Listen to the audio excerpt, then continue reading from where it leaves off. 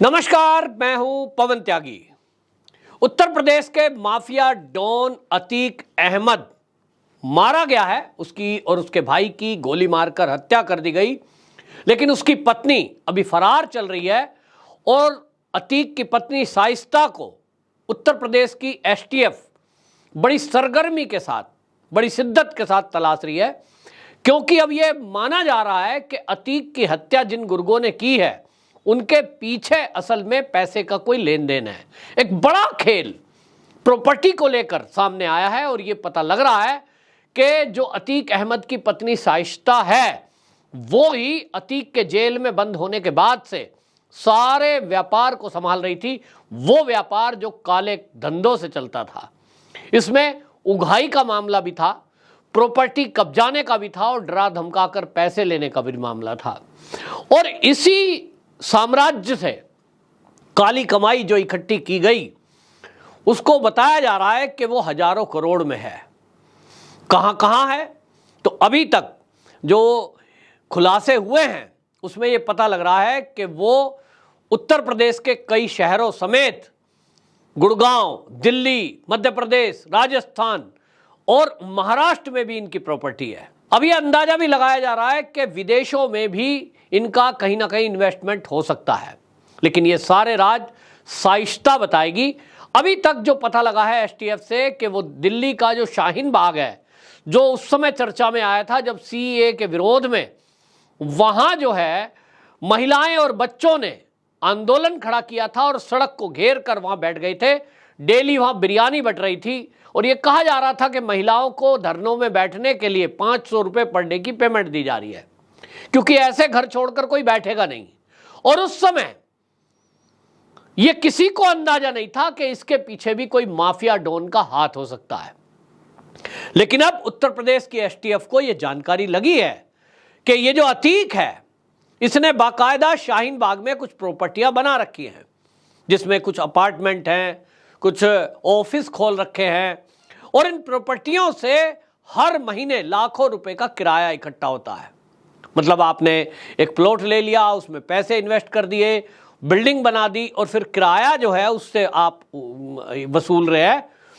ये जो काम चल रहा था, अब आपका अंदाजा, इसी से आप अंदाजा लगाइए कि ये बता रहे हैं कि जो शाहीन बाग की प्रॉपर्टी है, एक आदमी यहां से हर महीने ये किराया वसूल कर और प्रयागराज में पहुंचाता था और इस सारों की देखभाल ये शाइस्ता करती थी। शाइस्ता कितनी शातिर है इसका अंदाजा आप इसी से लगाइए कि पुलिस दो एसटीएफ की टीम, एटीएस की टीम और लोकल पुलिस मिलकर के लगभग 200 से अधिक पुलिसकर्मी उसकी खोज में लगे हुए हैं। कभी पता लगता है कि वो उत्तर प्रदेश में है, कभी पता लगता है कि वो मध्य प्रदेश पहुंच गई है और उत्तर प्रदेश के आज इस शहर, आज उस शहर, और पुलिस उसकी खाक छानती है जहां की भी लोकेशन पता लग रही है। लेकिन शातिराना अंदाज देखिए कि वो पुलिस की पकड़ से अभी तक बाहर है। किस तरह का उसने एक गिरोह तैयार किया है, महिलाओं को तैयार किया है कि बुरकों की आड़ में वो उसके साथ महिलाएं चलेंगी, हथियारबंद महिलाएं रहती हैं, ऐसा बताया जा रहा है। और वो 10 से 20 महिलाओं का झुंड उसको घेर करके चलता है। अब कोई बुरके में है या कोई पर्दे में है, आप देखिए कोई रास्ता चलता पुलिस भी हो बेशक, वो ये नहीं कह सकता कि आप बुरखा उठा के दिखाइए जरा मुंह। कम से कम बुरखे वालियों को तो ऐसा नहीं कहा जा सकता, क्योंकि ये कहा जाएगा कि हमारे धर्म की एक स्वतंत्रता को छीना जा रहा है। लेकिन अब उस बुरके की आड़ में शाइस्ता और इसकी बहन आयशा नूरी ये पुलिस की गिरफ्त से अभी तक दूर हैं और अतीक और उसके भाई अशरफ की हत्या की राजदार यही हैं। क्योंकि पुलिस की जो थ्योरी है उस थ्योरी पर अगर जाएं, अभी तक जो जांच हुई है, जो पूछताछ हुई है वो 3 हत्यारों से, वहां यही खुल करके आया है कि ये प्रॉपर्टी का जो लेन देन था इसमें कोई हीरा व्यापारी का एंगल एक सामने आ रहा है और उसके कुछ लेन देन का मामला था। इस लेन देन में करोड़ों रुपए का कुछ लेन देन का बकाया था और इसको लेकर के ये तय हो गया कि अतीक की हत्या इसी के आदमी को ही कर सकते हैं। अब इसमें एक टीवी चैनल ने तो बाकायदा स्टोरी बता दी है और उसने ब्रेक किया है हवाले से। उसने कहा कि सूत्रों के हवाले से हमारे पास पूरी जानकारी है कि शाइस्ता ने गुड्डू मुस्लिम के साथ मिलकर के अपना एक गैंग बना लिया, अतीक के जितने भी ठिकाने थे और अतीक की जितनी भी प्रॉपर्टी थी उस पर कब्जा कर लिया, और इस काम में बेटे को रास्ते से हटाया जाए तो असद बेटे को इसी काम में लगा दिया। आप सोचिए, लोकल लोग वहां के कह रहे हैं कि कोई ये विचार करता है कि अपने बेटे को इंजीनियर बनाएंगे, अपने बेटे को डॉक्टर बनाएंगे, भले ही अतीक अहमद और शाइस्ता जो है अपराध के रास्ते पर थे, लेकिन जो प्रयागराज में इनके पड़ोसी हैं वो ये कहते हैं कि ये दोनों बच्चे, इनके दो बेटे जो बड़े अच्छे थे, वो आज माफिया बन चुके हैं, एक जेल में है और एक एनकाउंटर में मारा गया। असद, कोई ऐसा माँ बाप नहीं होगा कि अपने बच्चों को बदमाश बनाना चाहेगा। बच्चे, आप देखेंगे उनकी कुछ वीडियोस वायरल हैं जो वो भाषण दे रहे हैं, कितनी मासूमियत चेहरे पर है, लेकिन उनको ऐसा बनाया गया। जब माँ ही बेटे को ये कहेगी कि बेटा फला आदमी को फोन करो और फला आदमी से फला आदमी को गोली मारने का आदेश दो, वहां से पैसा नहीं आया, उसने प्लॉट पे कब्जे में, हमें पुलिस में रिपोर्ट करा दी है, उसको जरा मारने को भेज दो, इस तरह का काम होता रहा। और इसी के कारण आपको बता दूं कि 5 बेटों में से अब एक जेल में है, एक ऊपर चला गया है। बड़ा बेटा जो उमर है वो लखनऊ की जेल में बंद है, अली वो प्रयागराज जेल में बंद है, असद मुठभेड़ में मारा गया, और जो 2 नाबालिग है, वो नाबालिग है इसलिए उनका नाम मैं खुलासा नहीं करूंगा, वो नाबालिग जो है बाल सुधार गृह में है। यानी अब समझ लीजिए कि परिवार खत्म होने के कगार पर है। आज शाइस्ता की हालत यह है कि अगर वो पुलिस से पहले अतीक के गुर्गों के हाथ चढ़ गई तो वो मार देंगे, या और कितने दुश्मन बना रखे हैं वो भी छोड़ेंगे नहीं। शाइस्ता की भलाई इसमें है कि वो पुलिस के हाथ आ जाए, वहां वो सुरक्षित रह सकती है, क्योंकि एक महिला है, उसको पुलिस वैसे भी एनकाउंटर तब तक नहीं करती है पुलिस तो जब तक पलटकर कोई गोली ना चलाए। तो शाइस्ता को चाहिए कि वो जाकर के किसी अधिकारी के संरक्षण में, विश्वास पात्र के संरक्षण में जाकर के वो सरेंडर कर दे, बच जाएगी। वरना जिस तरह से अब खुलासा हो रहा है कि अतीक की हत्या और अशरफ की हत्या के पीछे शाइस्ता है, तो क्या आप समझते हैं कि इस गैंगवार में वो बच पाएगी? जो जैसा करता है वैसा भरता है। आज वहां के लोकल लोग ये बता रहे हैं कि कौन लोग हैं जो अरबों करोड़ों रुपए की प्रॉपर्टी अतीक ने बनाई है, इसको कौन ये कह सकता है कि ये इन्होंने मेहनत से कमाई है? थोड़े दिन पहले तांगा चलाने वाला व्यक्ति 20-30 साल पहले इस स्थिति में था, और आज इसका इतना बड़ा साम्राज्य। लोकल ही नहीं बल्कि रिश्तेदार जो हैं, आपको बताता हूं, इनके एक जो है साडू हैं, और वो साडू जो है जिशान, अतीक अहमद के साडू, वो जिशान मीडिया को बता रहे हैं कि साहब हालत ये थी यहां कि यहां तो पूरा मोहल्ला जो है कसारी मसारी का, ये कसारी मसारी का सब मुस्लिम है, और मुस्लिमों के मोहल्ले में अगर किसी को प्लॉट लेना है तो अतीक से ही यदि प्लॉट लिया है, इनके गुर्गों से प्लॉट लिया है, तो वो प्लॉट लेकर के यदि मकान बनाना शुरू करेगा तो उसके पास आके गुर्गे खड़े हो जाते थे, मकान बना रहे हो, ले आओ 5 लाख। बोला अपना ही प्लॉट, अपने ही पैसे का, मेहनत की कमाई का, उस पर आप मकान नहीं बना सकते। जैसे ही नींव खोदोगे आपको गुर्गे मांगने पैसे आ जाएंगे, 5 लाख रुपए दो। सौदा होते होते कहता है किसी का 3 लाख, किसी का 2 लाख, किसी का 1 लाख, पर ऐसा एक भी मकान नहीं है कि गुर्गों को पैसे अतीक के ना दिए हो और उसने मकान बना लिया हो। और हद तो तब हुई है, उसने कहा कि आज के, उन्होंने घटना बताई जिशान ने, उन्होंने कहा कि 20 साल पहले पूरी कॉलोनी काट दी, जमीन कब्जाई, और अतीक ने कॉलोनी काटी और उस कॉलोनी में मकान बन गए। मकान बनाने के लिए लोगों ने मेहनत की कमाई का पैसा अतीक को दिया। जब उसकी कीमत बढ़ गई उस प्लॉटों की, जगह की, वो बोलता है कि 1 लाख रुपए में किसी ने 100 गज का प्लॉट लिया, अब वो 25 लाख का हो गया 20 साल बाद। तो अतीक ने गुंडागर्दी करके बने हुए मकानों पर बुलडोजर चलवा दिया। प्रशासन से मिले, ये तो कॉलोनी अवैध है, टूटेगी। लोग कहते हैं रोते रहे, कुछ लोग बेहोश हो गए, कुछ लोग मर गए गम में। कि साहब हमने पैसे दिए हैं, लेकिन इस अतीक ने उसके दोबारा से पैसे लेने के चक्कर में, अपने आप को रईस बनाने के चक्कर में उन गरीबों के मकान पर बुलडोजर चलवाया। और ये मैं नहीं कह रहा हूं, मीडिया में अतीक के साडू बोल रहे हैं, इतना अत्याचारी था। फिर उसके बाद वो बेघर हुए लोग, और फिर वहां दोबारा कॉलोनी कटी, क्योंकि शासन प्रशासन मुख्यमंत्री तक अखिलेश यादव हो या मुलायम सिंह यादव, हिस्सा जाता होगा। ये लोग कह रहे हैं, लोग कह रहे हैं कि हिस्सा जाता होगा, क्योंकि अंदाजा इस बात से लोग लगा रहे हैं कि जब हम मुख्यमंत्री तक भी अपनी बात पहुंचाते थे, कोई कार्रवाई नहीं होती थी। आप पुलिस से कंप्लेंट करके क्या करोगे? बोले मुख्यमंत्री को कंप्लेंट करके आए बहुत सारे लोकल लीडर, पर किसी ने नहीं सुनी। और किसी की हिम्मत होती थी, थाने में तो कोई जा ही नहीं सकता था, गोली मार दें उसको, गवाहों को मार दें। बोले इसलिए इतनी दहशत थी।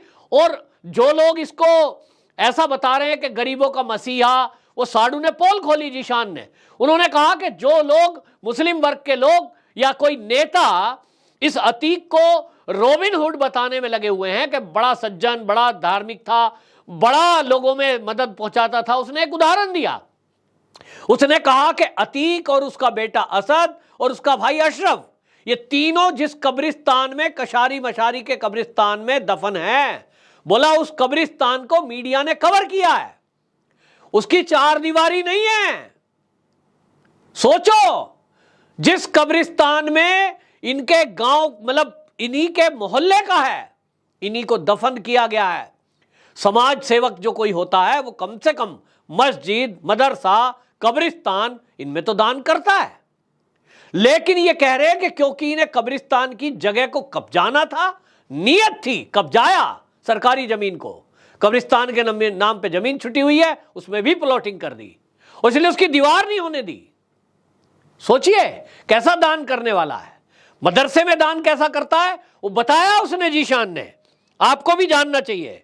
17 जनवरी 2007 उसने कहा कि करेली का मदरसा है, और उस मदरसे के अंदर अशरफ आता है 4 गुंडों को लेकर, और वहां छोटी छोटी बच्चियां हैं, कोई 12 साल, कोई 13 साल, कोई 14 साल, और वो छोटी बच्चियां जो थी उसमें सब बुर्का पहनकर रहती हैं, जिसको नकाब लगाकर कहते हैं, वो रहती हैं।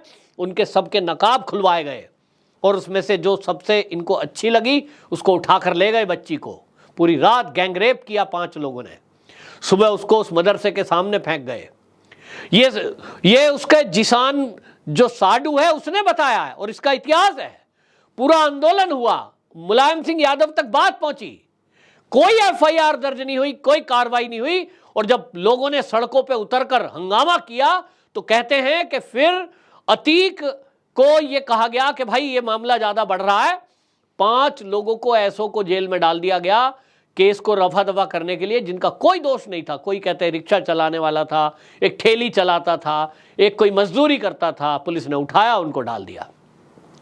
कहते हैं लोगों ने यह तय कर लिया, मुस्लिम वर्ग ने उसी समय, कि ऐसा अत्याचारी राक्षस जो छोटी बच्चियों के साथ बलात्कार करता है, जो मदरसे में पढ़ रही हैं, और फिर उसके बदले में गरीब लोगों को जेल में डाल देता है, इसके बाद इसको कोई वोट भी नहीं देता था। और इसीलिए जो 2007 की घटना है, उसके बाद से एक भी चुनाव ये अतीक नहीं जीता। ये उदाहरण है कि जो मुस्लिम वर्ग आज मरने के बाद उसको मसीहा बनाने में लगा है, उससे जरा सवाल पूछें कि भाई जो वहां के लोग हैं प्रयागराज के, उन्होंने फिर उसके बाद अतीक को वोट क्यों नहीं दिया? क्योंकि ये राक्षस की प्रवृत्ति का व्यक्ति था और राक्षसी काम करता था, मुस्लिम वर्ग के ही खिलाफ ज्यादा करता था। बच्चियों को उठाकर ले जाते थे तो मुसलमानों के कॉलोनी पे बुलडोजर चलवाया, तो मुसलमानों के घर पे लूटा, तो मुसलमानों को लूटा, क्योंकि वहीं रहना है, उन्हीं आसपास वालों में वो लोग गुंडे घूमते थे और इस काम को करते थे। तो ये अपनी कम्युनिटी का, अपने धर्म वालों का नहीं हुआ तो दूसरों का तो मतलब ही नहीं उठता। और इस सबके पीछे अतीक और उसका भाई अशरफ वो तो थे ही, लेकिन अब जो है शाइस्ता और ये आयशा उसकी बहन, दोनों शामिल हो गए, और इसमें गुड्डू मुस्लिम के जरिए इन्होंने पूरा साम्राज्य अपने काबू में करने की पूरी प्लानिंग कर दी क्योंकि अतीक जेल में है, बेटा बड़ा जेल में है, छोटा बेटा भी जेल में है। इनको लगा कि अब कौन चलाएगा, तो अपने हाथ में ले लेते हैं और इसलिए पूरे साम्राज्य की मालकिन बन जाऊं, ये साजिश रची गई।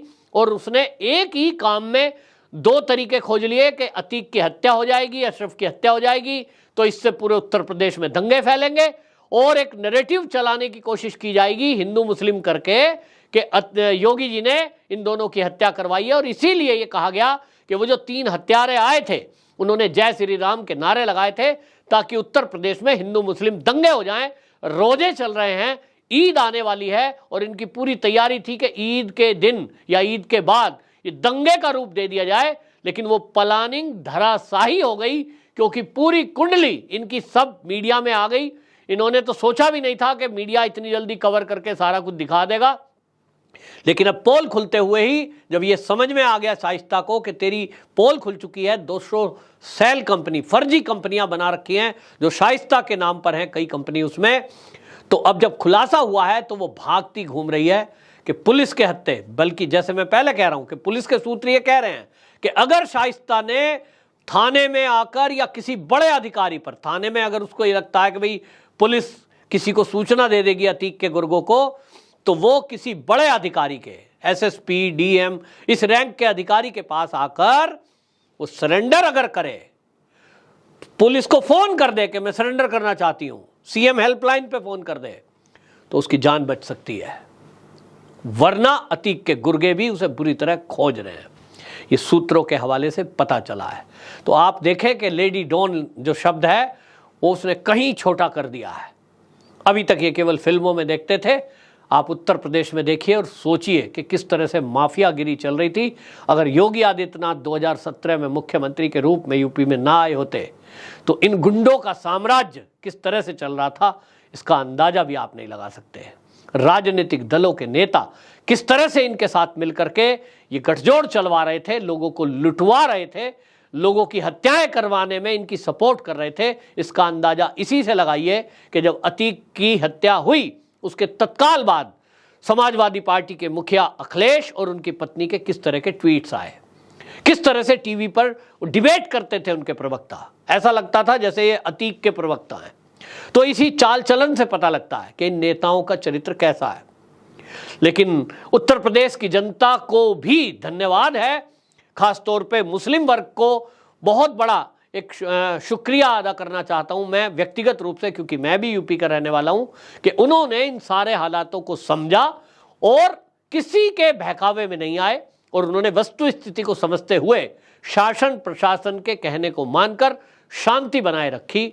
यही एक है कि भाई अगर कोई अपराधी है तो उसका ना तो धर्म है न जाति है, वो किसी का नहीं है, वो सबके लिए नुकसानदायक है। आपकी क्या राय है कमेंट बॉक्स में जरूर बताएं। वंदे मातरम।